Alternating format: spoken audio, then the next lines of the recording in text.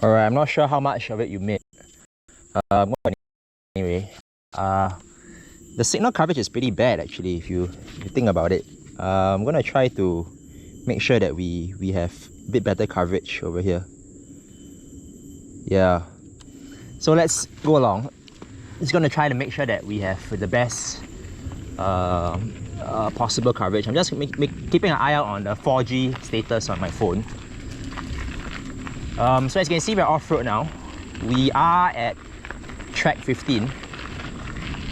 Okay, the coverage looks a bit better now. So I'm not sure when we're going to drop out of 4G and go back to 3G, but in the meantime, you can see my phone is out here in front of me.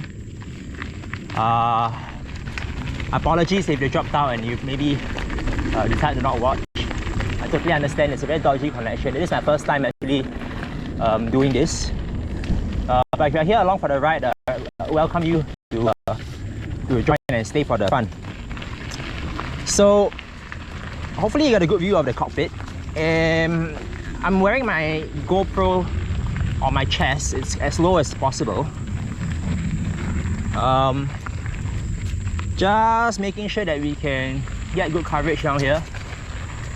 You can actually have a good view of the fork, as well as the handlebars, as well as the controls, hopefully.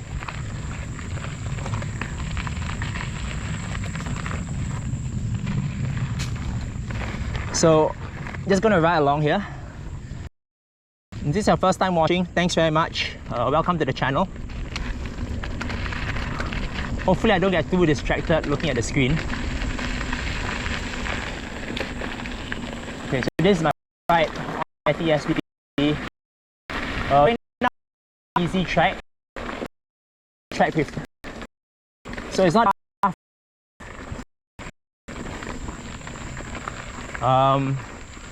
quite an open, kind of a very wide footpath, gravel footpath kind of area. Nothing too technical. It is quite rocky and rough like that though, so you can see that there's things like that.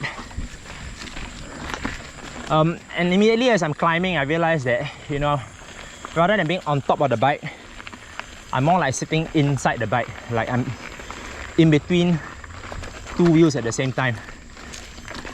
You know, kind of like the wheels are much taller. So when I drive my foot down, okay, my knee goes downwards. I feel that I'm really going in between the two wheels rather than floating on top of both wheels at the same time. So it's interesting feeling.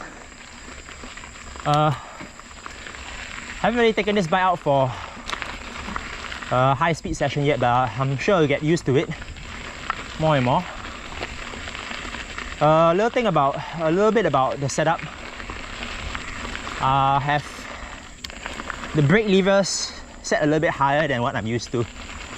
So on my previous bike, which is the SB6, we had the brake levers set quite far down. So going against popular advice actually, that particular setup. So slightly higher brake levers, I get my hands into a more neutral position. And actually, when you're out of the saddle and actually doing bigger efforts, the wrist is slightly bent like so. So I'm not sure if you can see how the wrists are bent, but rather than having it like that all the way, where it's completely flat, it's slightly bent that way. So hopefully that translates into more stability, less arm pump. You know, there's been a couple of videos on YouTube already detailing the rationale behind having the brake levers a little bit higher rather than too low. So setup trends nowadays for bikes, especially modern geometry bikes, seem to be moving away from having the brakes really low to having them much higher right now. Okay, so track 15, as you can see, really simple, easy track.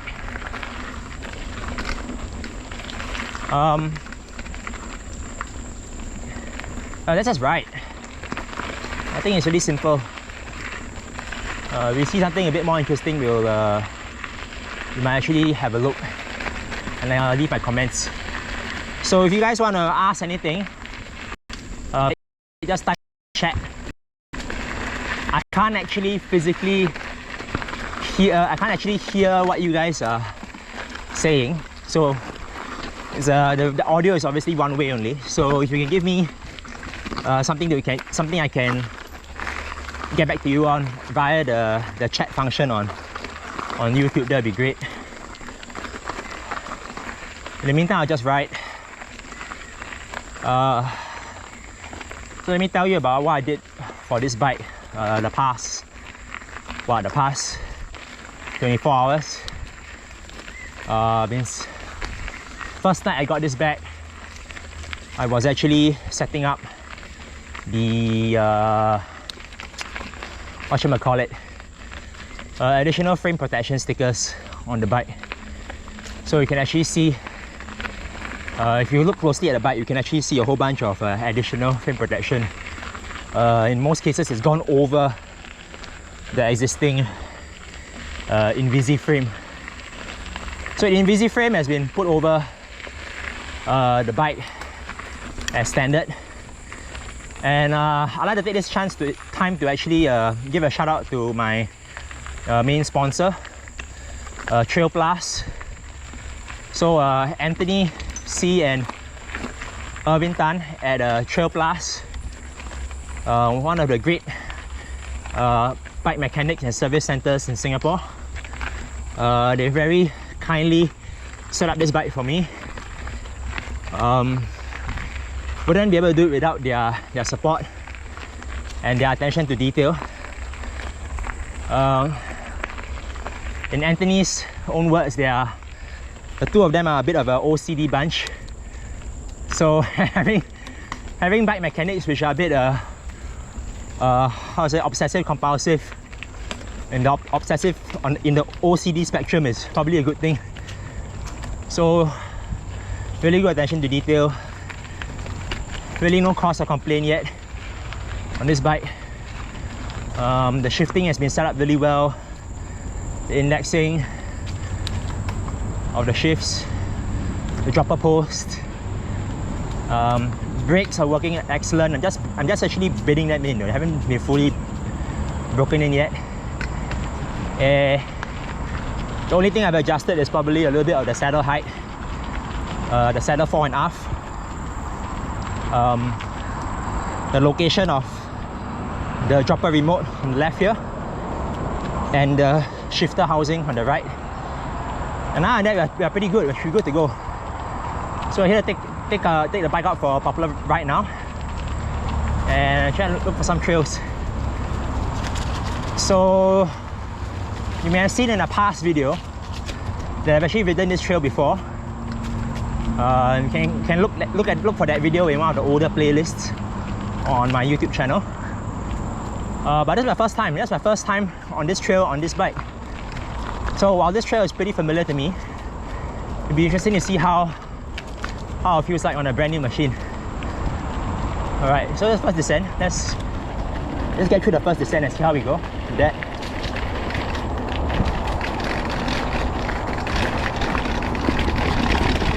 Hopefully you can feel the plowing. Woo!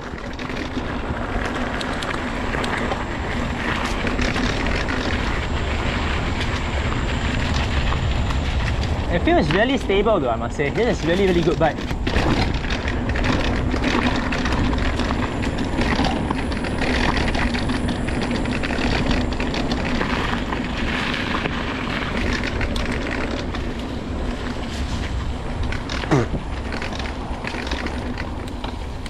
The fast descent was pretty fun.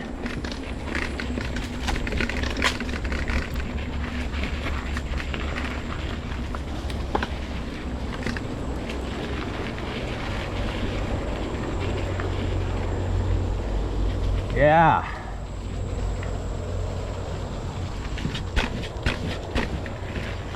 Nice. There's a bit of a rattling sound coming from the bike. You know, I honestly believe it's actually the new fender which I have here. The fender, it comes together with the fender comes together with the fork. So you don't have to buy a separate fender. It really comes with it. It's a hard plastic fender, so it's very durable, but I suspect it's just making a little bit of a rattling noise on the way down. I don't think there's anything wrong with the setup of the bike per se. Just that the rattling is probably from the fender and not anything else. There's no other mechanical problem that needs to be looked at really. So as far as I can tell, the bike's handles pretty well. This is all straight line, right? So what I'm looking for really is a couple of good corners. So once we get a bit of cornering done, we'll be able to see. I can actually give you my feedback on how the bike actually goes in that. Longer climbs like this, I'm really feeling the steep tube angle. So it's quite a big difference from the old bike. Old bike had a 73-degree seat tube angle. The saddle was also pushed backwards quite a bit. This particular bike, the saddle is a bit more neutral, and the seat tube angle is like 77 degrees. Yeah, that's despite having a 170mm fork. You still get a really steep seat tube angle. And what's interesting about this bike with regards to the seat tube angle is that when I actually stand up and pedal, like I stand up and put in a hard spin like that, I can locate where the saddle is very easily with my bum. So I'm already set back down on my bum almost immediately as soon as I move out of position. So I think that's what's really interesting about this particular bike. So I'm gonna make sure I can get going on. Not too much of I already heard the status of the live stream. So hopefully it's nice to be out alone. Oh, some Kevin. Hey. New bike, yeah, new bike. How are you going home? Okay. Okay, enjoy. I'll see you later maybe. Okay. Hi. Hi, John. Today.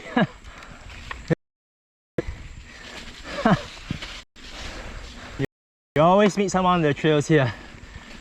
And then I can tell you, it's not a big community here in Singapore. Once you see people out on the trail, you gotta say hi. It's just a given.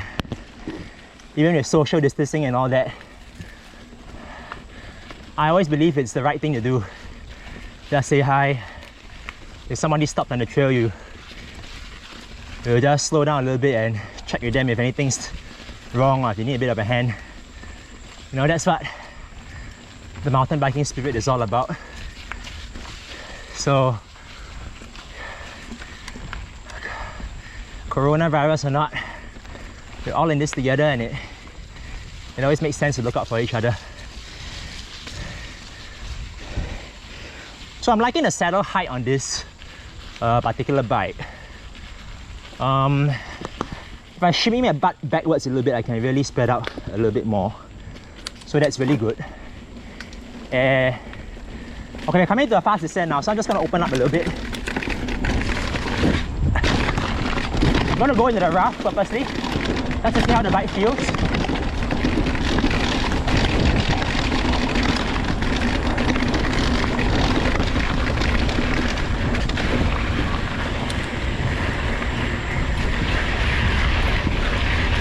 It's not bad.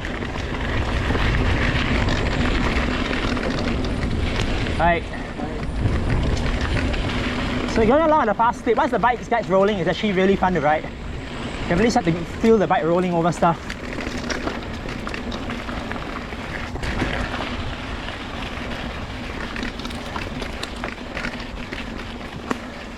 I'm very liking the suspension where it is now, especially the fork.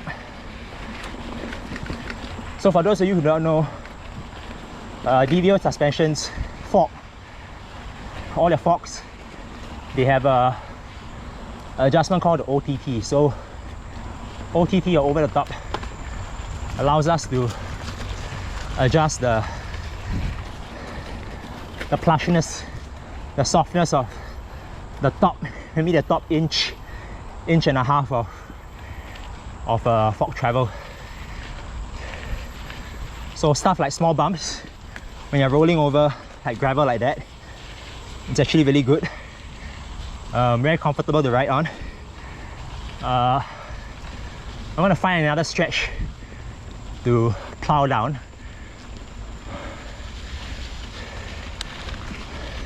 So one thing about this bike which I kind of had to address was the weight of the bike actually. So this bike actually weighs, the last time I checked, 15.3 kilos. That's almost 1 kilogram heavier than my old bike, the SB6. So I'm talking about a 14.3 kilo bike versus a 15.3 kilo bike. Yeah, pretty interesting. But the bike, as you can see, pretty handy. It's been doing really well. Let's do a bit of a check before I head down. I love this thing. This is what makes it all possible, man. Like having a water bottle cage. You're able to actually not carry a backpack for shorter rides. This really does take the cake. So I'll just show you a bit more about this bike before we head into the next section. Frame protection, yeah, a lot of frame protection. You can see over here, frame protection there. These are the places which get the most scuffed up when we're talking about like day-to-day operations for like guiding or instructing. Same for the top tube as well, so you can see over there. So this frame protection is from all mountain style. All mountain style make really good thick protection. You can see a little bit of a hexagonal texture to it, and you have what I did was actually custom cut some of them to fit around there and there. Interesting thing, this thing has attracted a lot of controversy. This is actually a Santa Cruz Mega Tower chainstay guard. I like it because of this, the ribs. Yeah, the form is almost perfect. So what Anthony from Trail Plus did is that he custom cut this out. He put 2 cable ties through to help with the securing, and voila, beautiful. Don't have much else to add other than that. This is it's a pretty cool build. Can't wait to ride more of this. Let's just move to the front a little bit. We can see more protection over here where we know there's probably going to be a bit more scuffing on the fork, on the top as well here, up there. The down tube, we actually had this thing called Effetto Mariposa shelter tape. So this is shelter tape where the shuttle guard is supposed to be. So you can actually see the Yeti Switch Infinity logo through there. And on top of that, I put another layer of all mountain style frame protection. So this is like 3 layers: Invisi frame, shelter, and AMS. Pretty crazy, huh? So anyway, so I'm gonna try to make sure that we get a better connection. I've been highlighted that so HS Lee said that impossible to watch, the screen flickers constantly. So I'm going to try to solve that problem now. Hopefully we get a better connection going forward. Just give me a second. The stream health is not very good at all, is it? Yeah. So let's try to make sure that we improve the screen health. Yeah.